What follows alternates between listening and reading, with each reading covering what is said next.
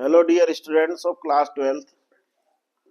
हमारा जो सिलेबस है उस सिलेबस में यूनिट 5 जो हमारी है, उस यूनिट 5 में हमारे 3 चैप्टर हैं। एक तो इकोसिस्टम वाला चैप्टर है, दूसरा हमारा बायोडाइवर्सिटी एंड इट्स कंजर्वेशन है, और तीसरा है ऑर्गेनिज्म एंड पॉपुलेशन। ठीक है ना, जीव और जीव संख्या। इन 3 चैप्टर में से हमारा इकोसिस्टम वाला जो चैप्टर है वो हो चुका है पहले। प्रीवियसली मैं आपको इसके वीडियो अपलोड कर चुका हूं। ठीक है, अब हमारा इस यूनिट में 2 चैप्टर बचते हैं आपके। एक बचता आपका biodiversity and it's conservation and organism and population. अब हम लोग इसमें से आज जो हमारा ये बायोडाइवर्सिटी एंड इट्स कंजर्वेशन वाला जो चैप्टर है, जैव विविधता तथा उसका संरक्षण, ये वाला अध्याय, ये वाला टॉपिक हम आज से स्टार्ट कर रहे हैं। है बहुत सरल, बट समझने के अभाव में, मतलब lack of understanding leads to so many problem. मतलब बच्चे समझते नहीं है इस चैप्टर की गहराई, वास्तव में चैप्टर क्या है। और नीट की एग्जाम में भी बहुत वेटेज है इस चैप्टर का। मतलब इस चैप्टर में से 1-2 प्रश्न हर साल नीट की एग्जाम में पूछे जाते हैं, बट बच्चे समझते हैं कि ये तो बहुत सरल है, हम पढ़ लेंगे, कुछ भी है। कुछ भी नहीं है, बहुत बहुत ही इंपॉर्टेंट, और बहुत इसके ऊपर सरकार का, गवर्नमेंट का, इन्वायरमेंटलिस्ट का बहुत फोकस है। आप सभी को मालूम है कि पूरा जो अपना नेचर है उसमें 8 प्लेनेट है। 8 प्लेनेट में केवल जीवन अर्थ पे ही पॉसिबल है। उसका सबसे बड़ा रीजन है हमारे अर्थ प्लेनेट पर प्लांट्स का होना, और प्लांट है तो बायोडाइवर्सिटी है। तो बायोडाइवर्सिटी वाला ये जो चैप्टर बहुत इंपॉर्टेंट है। इसमें से कौन कौन से इंपॉर्टेंट क्वेश्चंस आएंगे आपके परीक्षा के अंदर, बोर्ड के एग्जाम में, हम उन प्रश्नों को सबसे पहले मैं आपको इकट्ठा बता देता हूं। फिर हम लोग एक एक कॉन्सेप्ट को लेकर उनसे क्या क्या क्वेश्चन निकलेंगे वो भी आपको समय समय पर बताते रहेंगे। पहला जो इंपॉर्टेंट क्वेश्चन जो आज ही हम डिस्कस करेंगे वो आता है, जैव विविधता क्या है, इसकी संकल्पना को समझाइए। What is biodiversity, explain it's concept. या इसी प्रश्न को ऐसा भी आ सकता है, जैव विविधता क्या है, इसके प्रकार को समझाइए। What is biodiversity, right it's type. ठीक है, ये 2 प्रश्न का एक ही आंसर है।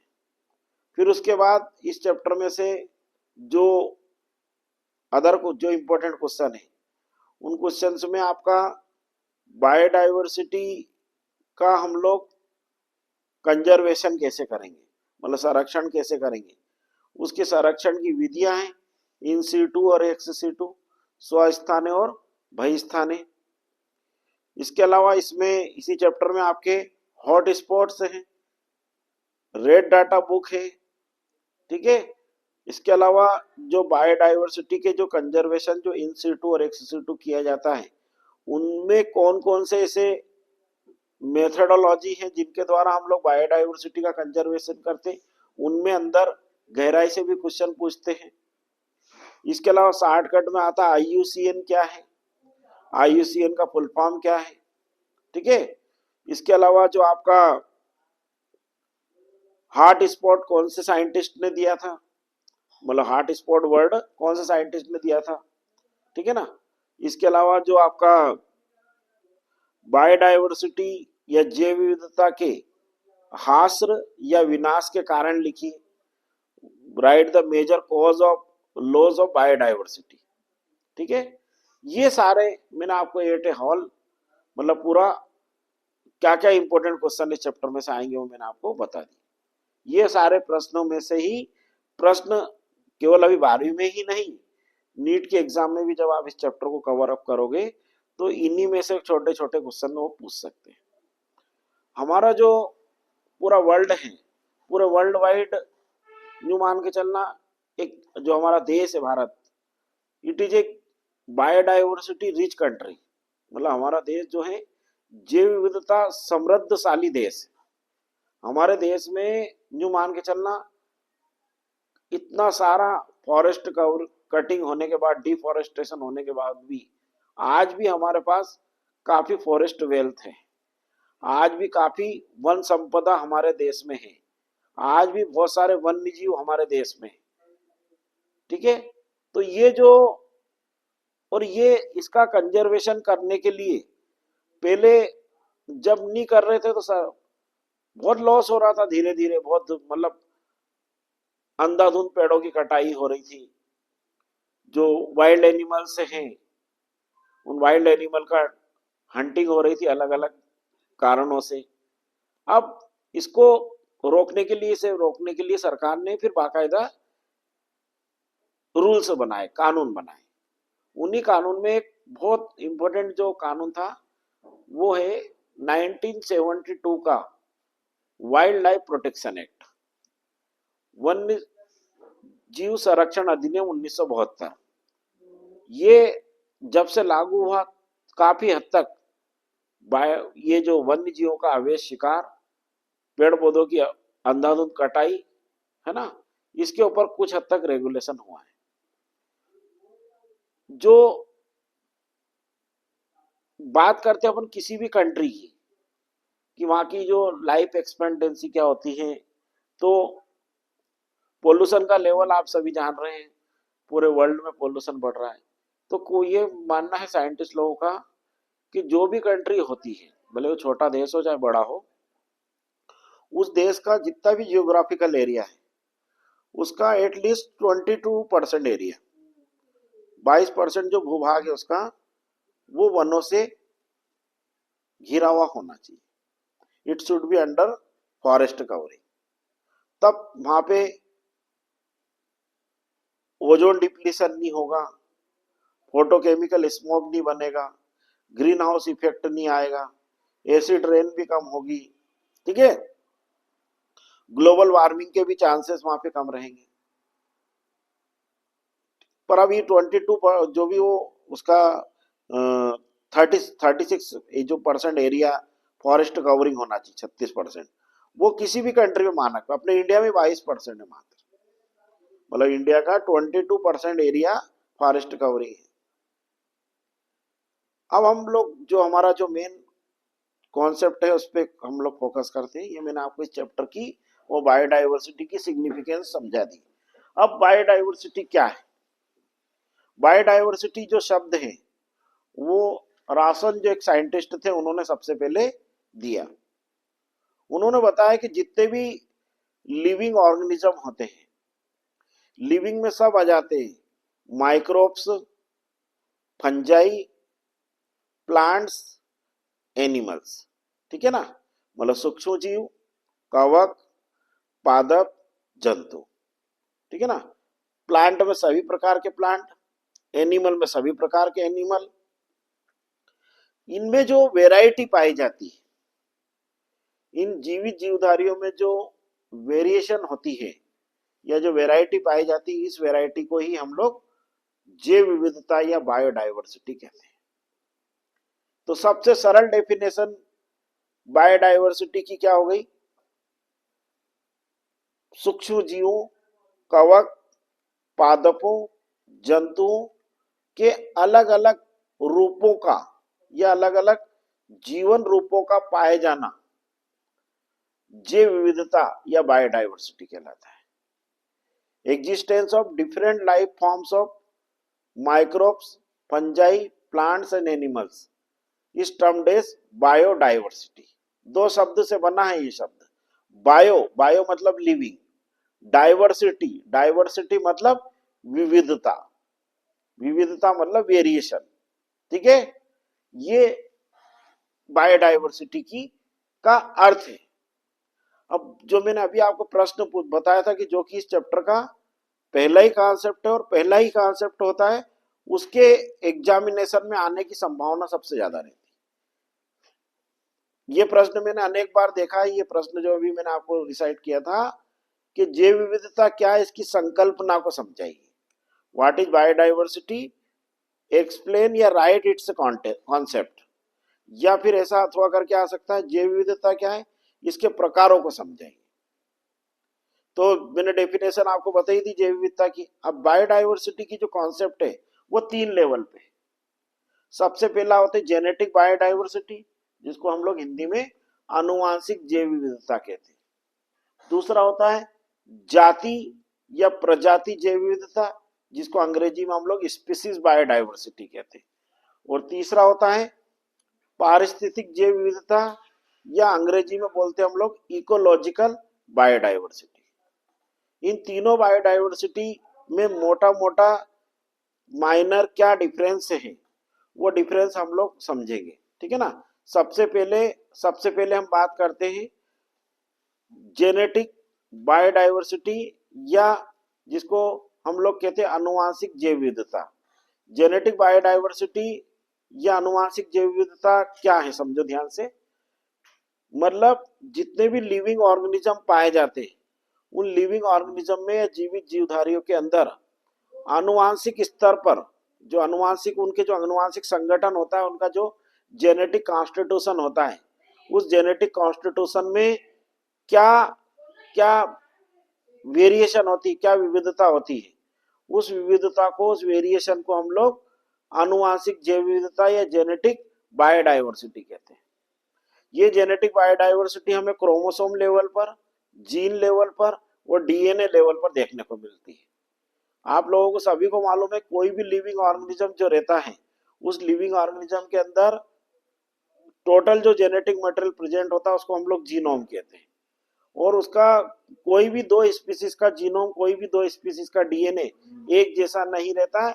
99% डीएनए जो रहता है, कोई भी 2 स्पीसीज का सेम रहता है, उनमें 0.1% वेरिएबिलिटी होती है। और ये जो 0.1 वेरिएबिलिटी होती है, इसी 0.1% वेरिएबिलिटी को ही हम लोग आनुवांशिक जैव विविधता या जेनेटिक बायोडाइवर्सिटी कहते हैं। और this genetic biodiversity creates variation among the member of species.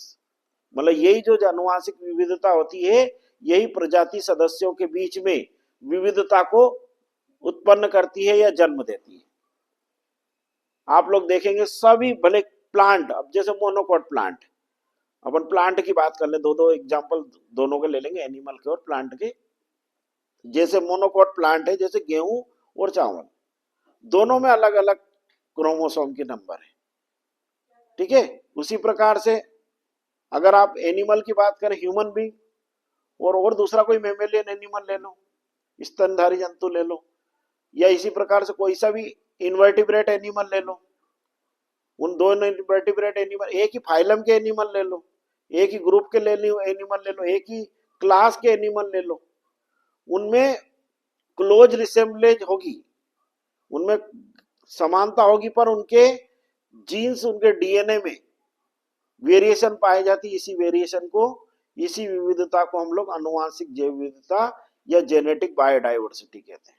अब जेनेटिक बायोडाइवर्सिटी में ही अगर आप बुक को रीड करेंगे तो उसी में छोटी सी एक डेफिनेशन आ जाती, जीन पूल क्या है। ये हालांकि हम लोग ह्यूमन जीनोम प्रोजेक्ट वाला जो कॉन्सेप्ट था हमारा, जेनेटिक्स वाली सेकंड यूनिट, उसमें हम बहुत डिटेल से स्टडी कर चुके हैं, ठीक है। उस चैप्टर में मैं आपको पढ़ा चुका हूं किस टाइप से जीन पूल क्या होता है। तो जीन पूल जो रहता है, वो जीन पूल किसी एक ही स्पीसीज के जो मेंबर रहते हैं, मतलब एक ही प्रजाति के जो सदस्य रहते हैं, वो एक पर्टिकुलर एरिया में जहाँ पाए जाते हैं, उन पर्टिकुलर एरिया में पाए जाने वाली उस स्पीसीज के जो मेंबर हैं, उनमें पाए जाने वाले टोटल जीन्स की संख्या को जीन पूल कहते हैं, ठीक है ना। और इस जीन पूल में या डीएनए में या जीन्स में पाए जाने वाली वेरिएशन को या वेराइटी को जेनेटिक बायोडाइवर्सिटी कहते हैं, ठीक है। फिर नंबर 2 है स्पीसीज। स्पीसीज बायोडाइवर्सिटी कैसी, जैसे ये, और आपको अभी यहीं पे क्लियर कट हो गई। क्या आप देखें भले ही मोनोकोट प्लांट की 5 एक बीज पत्री पौधों की 5 स्पीसीज के नाम बता रहा हूं मैं, गेहूं, मक्का, ज्वार, बांस, बाजरा या गन्ना। ठीक है। अब आप पांचों प्लांट को देख के आओ, आप पांचों प्लांट आपको कहीं उगते हुए दिखेंगे, पांचों ही अलग मिलेंगे, जबकि पांचों एक ही है, मोनोकोट। इसी प्रकार डाइकोट में आप नीम, पीपल, बरगद, है ना, इसके अलावा आप बेर देख लो, बबूल देख लो, सारे प्लांट अलग अलग। ये और इसी प्रकार से एनिमल्स में अगर मान के चलो आप स्नेक देखो, स्नेक, सारे सांप तो एक जैसे होना चाहिए, पर सारे सांप की स्पीसीज अलग अलग है। कोबरा अलग है, पाइथन अलग है, रेटल स्नेक अलग है। उसी प्रकार आप टाइगर में चले जाओ, टाइगर अलग है, लॉयन अलग है, चीता अलग है, जबकि इनकी सबकी फैमिली एक ही। तो ये क्या है, ये कहलाती स्पीसीज बायोडाइवर्सिटी। मतलब अलग अलग प्रजातियों के बीच में पाए जाने वाली विविधता को, अलग अलग प्रजाति के सदस्यों में पाए जाने वाली विविधता को जाति जैव विविधता या स्पीसीज बायोडाइवर्सिटी कहते हैं। ये स्पीसीज बायोडाइवर्सिटी क्या होती है, ये बहुत रिच होती है बायोडाइवर्सिटी। क्यों? क्योंकि अलग अलग स्पीसीज मेंबर रहते हैं, उनके अलग एक उनका अलग जीनोटाइप, उनका अलग फिनोटाइप होता है। ठीक है ना। तो इसको हम लोग स्पीसीज बायोडाइवर्सिटी या जाति या प्रजाति जैव विविधता कहते हैं। अब तीसरा होता है आपका इकोलॉजिकल।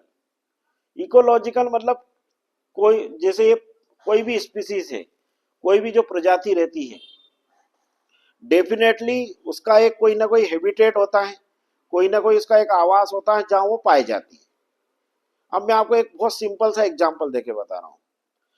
अगर आप मान के चलो किसी नदी में गए आप, या किसी पौंड में गए आप, है ना, या किसी झील में गए आप, मतलब किसी नदी, तालाब या झील में गए, वहां पर आप देखेंगे उस इनके पानी में आपको फिशेस मिलेगी, है ना।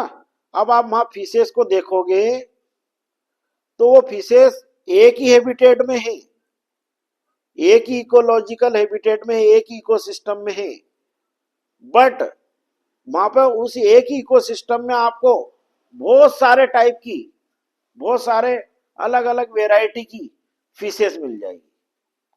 वहां पे आपको कतला, लेबियो रोहिता, लेबियो कालवासु, हेट्रोपुनिस्टिस फासिलेस, वेलेगोअट्टू, इस टाइप की बहुत सारे टाइप की फिशेस मिल जाएगी। यदि आप किसी फॉरेस्ट में चले गए तो वहां पे आपको राना टिग्रीना, टोड, बुफो, हाइला, अलग अलग टाइप के मेंढक, अलग अलग टाइप के मेंढक की या फ्रॉग की स्पीसीज मिल जाएगी। इससे क्या बात सिद्ध होती है कि एक ही इकोसिस्टम के अंदर भी, जैसे with in the member of species में डाइवर्सिटी थी, उसी टाइप से एक ही हैबिटेट में आपको एक टाइप की स्पीसीज नहीं मिलेगी। चलो ये तो अपन ने बहुत रिच एरिया बता दिए। आप मान के चलो डिजर्ट इकोसिस्टम में चले जाओ, रेगिस्तान में चले जाओ, जहां पर तो जो मान के चलना किसी स्पीसीज के सर्वाइवल करने के या किसी के जीवित रहने की परिस्थितियां वहां पे विषम परिस्थितियां होती, जिनको हम लोग अंग्रेजी में एडवर्स कंडीशंस कहते हैं। वहां पर भी आपको इकोलॉजिकल डाइवर्सिटी मिल जाएगी। वहां पे आपको उस डिजर्ट में आपको एक जैसे एनिमल नहीं मिलेंगे। वहां केमल मिल जाएगा, लामा मिल जाएगा, आपको चिंकारा मिल जाएगा आपको, ठीक है ना। वहां पे आपको रेकोफोरस मिल जाएगा, बहुत अलग अलग टाइप के वहां पे भी एनिमल मिलेंगे। शिप मिलेगा वहां पे आपको। वहां पे तो भैया एक ही टाइप के होता है ना, होना चाहिए ना, इसमें एक ही हैबिटेट है।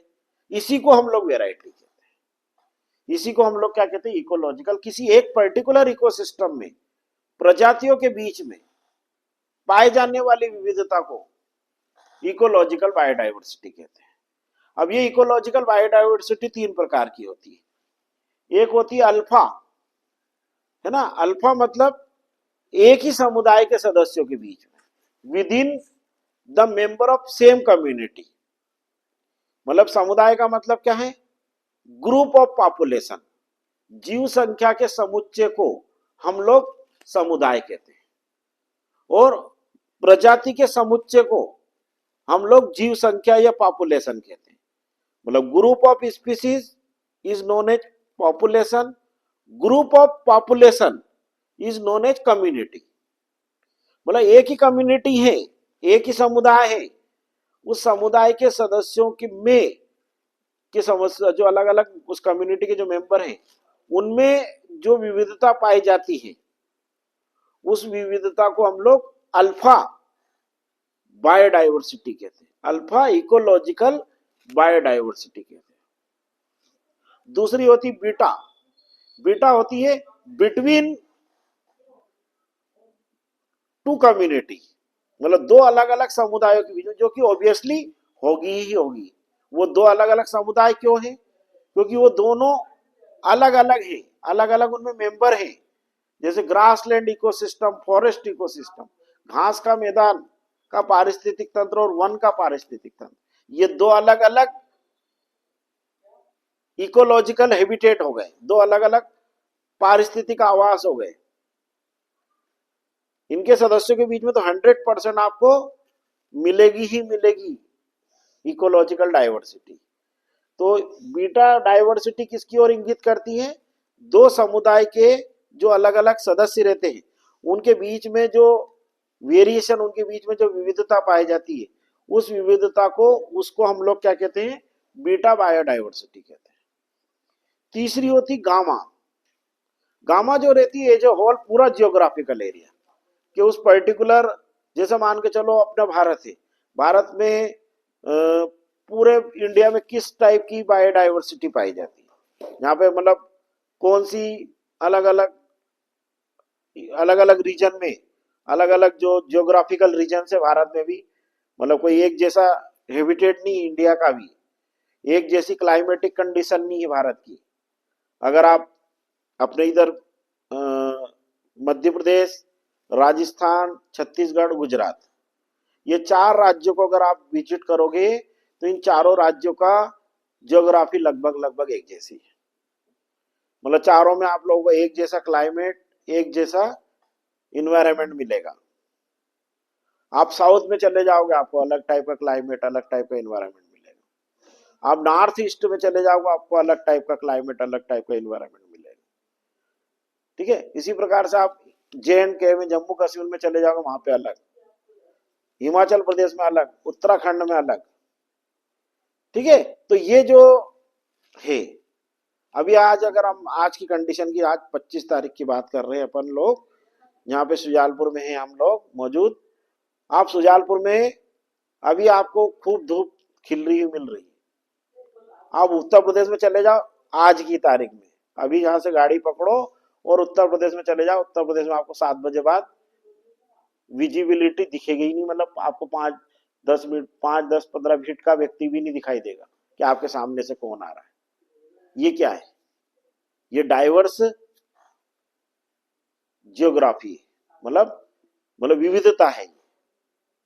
वहां के लोग अगर जहां आ जाए, उत्तर प्रदेश के लोग, तो वो क्या रहे, कहाँ आ गए, जन्नत में आ गए हम। ठीक है ना, उनको जहाँ पे गर्मी नहीं लगेगी, वह ठंडी नहीं लगेगी। और अगर अपन वहां चले जाएंगे ना तो अपना तो वहां से भागेंगे हम, अपन जीवित ही नहीं रह पाएंगे। अगर आप दिल्ली चले जाओ, अभी दिल्ली में अगर आप कोई, जैसे अपने यहाँ का अगर 50 साल का व्यक्ति चला गया तो उसको तो अटैक किया जाएगा, क्योंकि वहां पे जो ऑक्सीजन का लेवल है इन्वायरमेंट बहुत कम है, पर वहां पे भी लोग सरवाइव कर रहे हैं। तो ये जो है ना, इसको बोलते हैं हम लोग जियोग्राफिकल, अलग अलग जियोग्राफी। तो जो अलग अलग जो जियोग्राफिकल एरिया में जो वेरिएटी पाई जाती है among the member of species, उसको हम लोग गामा बायोडाइवर्सिटी कहते हैं।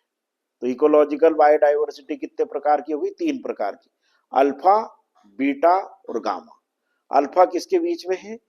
समुदाय के, दो समुदाय के बीच, विद इन कम्युनिटी, मतलब विद इन, मतलब एक ही समुदाय के बीच में। और बीटा क्या है? दो भिन्न समुदायों के बीच में, बिटवीन टू डिफरेंट कम्युनिटी।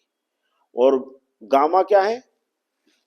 पूरे जियोग्राफिकल एरिया में, पूरे भौगोलिक क्षेत्र में कौन कौन सी विविधता पाई जाती है, इसको हम लोग गामा बायोडाइवर्सिटी कहते हैं। तो ये हमारा बायोडाइवर्सिटी का कॉन्सेप्ट है। इससे क्या बात निकली है सामने? आप इससे बात निकली है कि बायोडाइवर्सिटी केवल एक एक लेवल पे आप नहीं माप सकते। समझ में आएगी नहीं कि एक एक कारण है उसका कि ये दो स्पीसीज क्यों अलग अलग है। क्यों अलग अलग? क्योंकि उनका जेनेटिक कॉन्स्टिट्यूशन अलग अलग है। ठीक है, दोनों अलग अलग क्यों है? क्योंकि दोनों का हेबिटेट अलग अलग है। दोनों का दो अलग अलग स्पीसीज क्यों है वो? क्योंकि दोनों का हेबिट अलग अलग है। ठीक है, दोनों का लाइफ फॉर्म अलग अलग है, दोनों की फीडिंग हैबिट अलग अलग है।